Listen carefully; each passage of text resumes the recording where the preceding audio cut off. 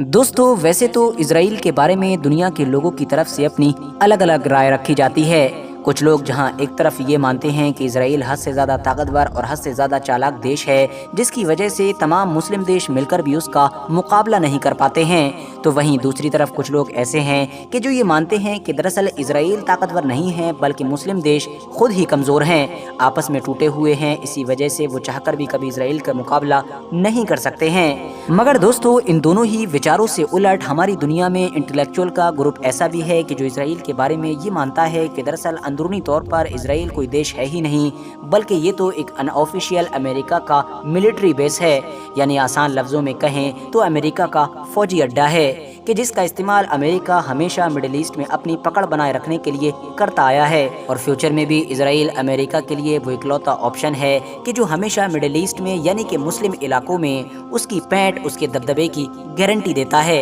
यही वजह है कि ये लोग ये भी कहते हैं कि अगर हम लोग एक बार ये बात मान लेते हैं कि दरअसल इसराइल अमेरिका का एक मिलिट्री बेस है, तो एट द सेम टाइम ये बात भी कंफर्म हो जाती है कि फिर तो मुस्लिम देश चाहे कितने भी ताकतवर हो जाएं, चाहे सारे ही मुस्लिम देशों को परमाणु हथियार क्यों न दे दिए जाएं, फिर भी वो इसराइल का कभी कुछ नहीं बिगाड़ सकते हैं, क्योंकि जंग की सूरत में वो हमेशा इसराइल से नहीं बल्कि अमेरिका से लड़ रहे होंगे। मगर दूसरी तरफ इसके बिल्कुल उलट अगर हमारी दुनिया में कभी पॉलिटिकल सिस्टम चेंज होता है, यानी हमारी दुनिया की इकोनॉमी पर, हमारे दुनिया के डिफेंस सिस्टम पर और इस तरह के दूसरे सेक्टर्स पर अगर अमेरिका की बजाय दुनिया की किन्हीं दूसरी ताकतों का कब्जा हो जाता है, यानी कि वर्ल्ड लीडर कोई और बन जाता है, तो ऐसी कंडीशन में मुस्लिम देशों को इसराइल से लड़ने तक की ज़रूरत नहीं पड़ेगी, बल्कि वो तो खुद ही टूट कर गिर जाएगा और उस माहौल में कभी भी सर्वाइव नहीं कर पाएगा, क्योंकि इंटेलेक्चुअल्स की इस थ्योरी से पहले ही क्लियर हो जाता है कि अमेरिका और इसराइल आपस में दो जिस्म और एक जान हैं। हालांकि दोस्तों इस चीज़ का सबूत पिछले कुछ दिनों से या फिर ये कहिए कि पिछले कुछ महीनों से लगातार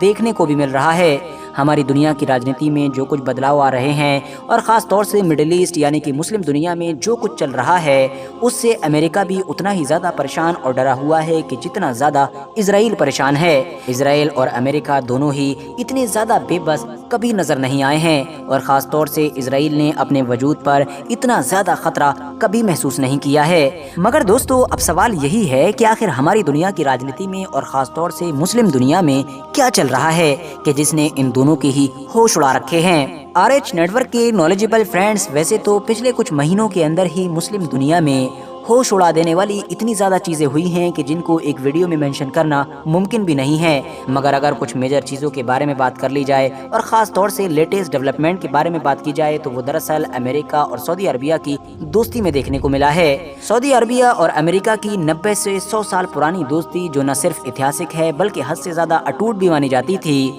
और जिसका टूटना लगभग नामुमकिन माना जाता था, अब वो दोस्ती भी खतरे में पड़ चुकी है, बल्कि आसान लफ्जों में ये भी कह सकते हैं कि लगभग दी एंड की कगार पर है। और ऐसा मैं नहीं कह रहा हूँ, बल्कि हमारी दुनिया में पिछले लगातार होने वाले इंसिडेंट्स इस चीज़ की गवाही दे रहे हैं। इसीलिए अब बहुत सारे बड़े बड़े मीडिया हाउसेस ने यानी कि मीडिया चैनल्स ने भी इस चीज़ के ऊपर आर्टिकल्स लिखना और इसको कवर करना शुरू कर दिया है। वैसे तो जब से सऊदी अरबिया में प्रिंस मोहम्मद बिन सलमान की एंट्री हुई है, तब से ही लगातार सऊदी अरबिया ने अपनी फॉरेन पॉलिसी को बड़ी तेज़ी के साथ चेंज करना शुरू कर दिया था, मगर फिर भी जब तक अमेरिका में ट्रंप की गवर्नमेंट रही तब तक प्रिंस मोहम्मद बिन सलमान अमेरिका के साथ काफ़ी हद तक बना कर रखते थे। मगर जब से अमेरिका में बाइडन की गवर्नमेंट आई, तब से तो मानो मोहम्मद बिन सलमान ने अमेरिका की बिल्कुल सुननी ही बंद कर दी, और साथ ही साथ अपनी तरफ से ऐसे ऐसे बड़े बड़े फैसले लिए और इतनी तेज़ी के साथ ये फैसले लिए कि जिसने न सिर्फ अमेरिका को बल्कि पूरी दुनिया को ही चौंका कर रख दिया। और हर कोई यही सोच रहा था कि सऊदी अरबिया के जो इतिहास में अमेरिका की इजाज़त के बगैर कुछ भी नहीं किया करता था, वो आखिर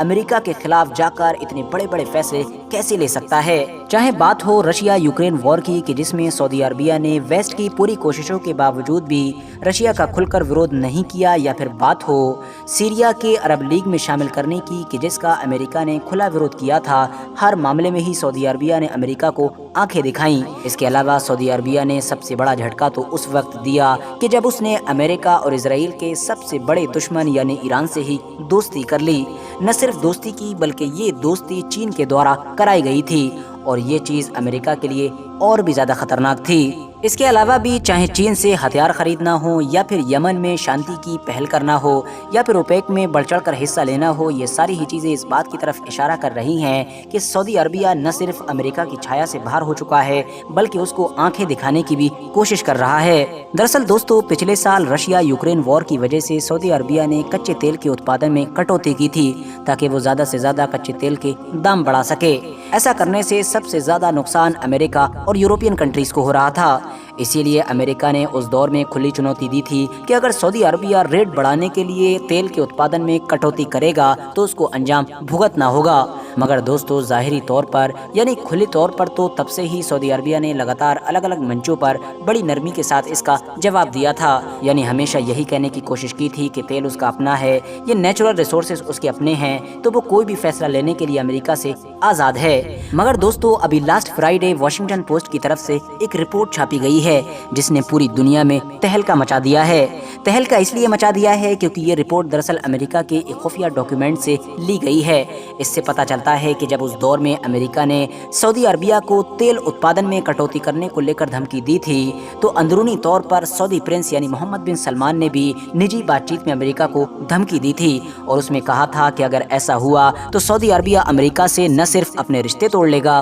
बल्कि वो साथ ही साथ अमेरिकी इकोनॉमी को चोट पहुंचाने वाले कदम उठाने से भी पीछे नहीं हटेगा। जाहिर है दोस्तों, ये एक ऐसा स्टेटमेंट है और एक ऐसी धमकी है कि जिसकी उम्मीद अमेरिका किसी देश से भी नहीं करता है और खास तौर से उसने सऊदी अरबिया से तो बिल्कुल भी नहीं की होगी। इतना ही नहीं दोस्तों, अभी कुछ दिन पहले ही अमेरिका की तरफ से उसके सेक्रेटरी ऑफ स्टेट यानी कि एंटोनी जे ब्लिंकन को भी सऊदी अरबिया के दौरे पर भेजा गया था। इनको इस दौरे पर भेजने के पीछे वैसे तो बहुत सारे मोटिव्स थे मगर मेनली दो चीज़ें बताई जा रही थीं। पहला मकसद ये था कि सऊदी अरबिया को मनाना कि किसी तरह से वो ईरान से अपने संबंधों को तोड़ ले और उसके साथ दोस्ती बिल्कुल भी ना करे, और दूसरा ये कि वो इजराइल को रिकॉग्नाइज करे एज अ कंट्री यानी एक देश के तौर पर इजराइल को मान्यता दे और साथ ही साथ उसके साथ अपने रिश्ते को नॉर्मल करे। दरअसल दोस्तों, इजराइल और अमेरिका के लिए परेशानी की बात ये भी है कि जहां एक तरफ सऊदी अरबिया उनके हाथ से निकलता जा रहा है और बड़ी तेजी के साथ एक आज़ाद फॉरेन पॉलिसी को अपना रहा है यानी सिर्फ अपने फायदे को देख रहा है, तो वहीं दूसरी तरफ अब ईरान जो उनका सबसे बड़ा दुश्मन माना जाता था और जिस पर किसी दौर में उन लोगों ने ये सोचकर लगातार बड़े बड़े सैंक्शंस लगाए थे ताकि किसी तरह से ये देश इकोनॉमिकली पूरी तरह से ख़त्म हो जाए, तो ईरान उन सारे सैंक्शंस को न सिर्फ झेलने में कामयाब रहा बल्कि तरक्की करने में भी कामयाब रहा और आज के दौर में ख़ास तौर से डिफेंस के फील्ड में वो बड़ी तेज़ी के साथ आगे बढ़ रहा है और दुनिया को हैरान कर रहा है। एक के बाद एक लगातार अपने बड़े बड़े हथियारों का परीक्षण करता है, बल्कि अब तो रिपोर्ट्स ये भी दावा कर रही हैं कि ईरान परमाणु हथियार बनाने के बिल्कुल करीब पहुंच चुका है और न जाने किस दिन वो अब ये ऐलान कर दे कि वो भी अब एक परमाणु देश है। ईरान से जुड़ी इन सारी चीज़ों ने इजराइल के पहले ही होश उड़ा रखे थे। अब इस पर बची कुची कसर सऊदी अरबिया या फिर इस जैसे उन अरब देशों ने पूरी कर दी कि जिन्होंने सऊदी अरबिया की देखा देखी अब ईरान के साथ दोस्ती करना शुरू कर दी है। फिलहाल अब ज्यादातर रिपोर्ट्स यही बता रही हैं कि अमेरिकी विदेश मंत्री यानी कि एंटनी ब्लिंकन का ये विजिट पूरी तरीके से फेल साबित हुआ है। सऊदी अरबिया ने इनकी एक भी नहीं सुनी है और वो किसी भी कंडीशन में ईरान के साथ अपने रिश्ते को लेकर पीछे हटने पर तैयार नहीं है। इतना ही नहीं, सऊदी अरबिया के फॉरेन मिनिस्टर की तरफ से तो मीडिया के सामने ये तक बयान दे दिया गया है कि दरअसल फिलिस्तीनी लोग ही इजराइल के साथ नॉर्मलाइजेशन की इकलौती चाबी हैं, यानी फिलिस्तीनी लोगों को अगर इग्नोर करके इजराइल के साथ नॉर्मलाइजेशन किया भी जाएगा तो वो कोई फायदेमंद साबित नहीं होगा बल्कि वो सिर्फ और सिर्फ लिमिटेड फायदे लेकर आएगा। इतिहास में एक लंबे वक्त के बाद ये चीज़ देखने को मिल रही है कि मुस्लिम दुनिया में चाहे UAE जैसी कोई छोटी कंट्री हो या फिर ईरान, सऊदी अरबिया और टर्की जैसी कोई बड़ी और ताकतवर कंट्री हो, ये सारी की सारी कंट्रीज लगातार अब अपनी आज़ाद फॉरेन पॉलिसी को अपना रही हैं, यानी अपने फ़ायदे को देख रही हैं और ज़्यादातर एरिया में भी यूनिटी की ही बात कर रही हैं, एक दूसरे के साथ लगातार रिश्ते बना रही हैं। फिलहाल दोस्तों, आज की अपनी वीडियो को हम यहीं पर ख़त्म करते हैं। वीडियो पसंद आने पर न सिर्फ वीडियो को लाइक करें बल्कि अपने फ्रेंड्स के साथ भी ज़रूर शेयर करें और इसी तरह की नॉलेजेबल और हिस्टोरिकल वीडियोस हमेशा देखने के लिए हमारे इस चैनल को सब्सक्राइब करने के साथ साथ बेल आइकन को भी ज़रूर प्रेस करें।